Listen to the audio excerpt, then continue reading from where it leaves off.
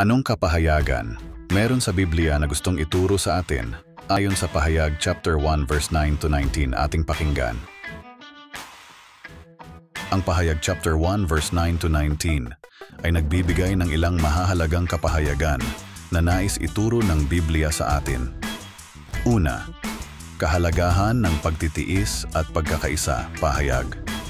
Si Juan, ang may akda ng pahayag, ay nagpapakilala bilang kapatid at kasama sa paghihirap, kaharian at pagtitiis ni Jesus. Ito ay nagpapakita ng kahalagahan ng pagkakaisa at pagtitiis sa gitna ng pagsubok. Ipangalawa, kahalagahan ng komunikasyon at pagbibigay babala. Sa talatang ito, inatasan ni Jesus si Juan na isulat ang kanyang mga nakita at ipadala ito sa 7 simbahan sa Asia. Ito ay nagpapakita ng kahalagahan ng komunikasyon at pagbibigay babala sa mga simbahan. Pangatlo, kapangyarihan at kadakilaan ni Jesus verse 12 to 16.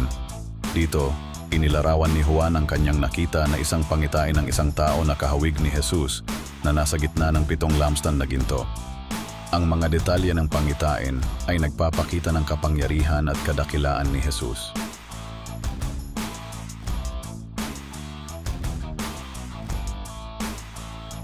Pang-apat, kahalagahan ng muling pagkabuhay ni Jesus sa verse 17 to 19.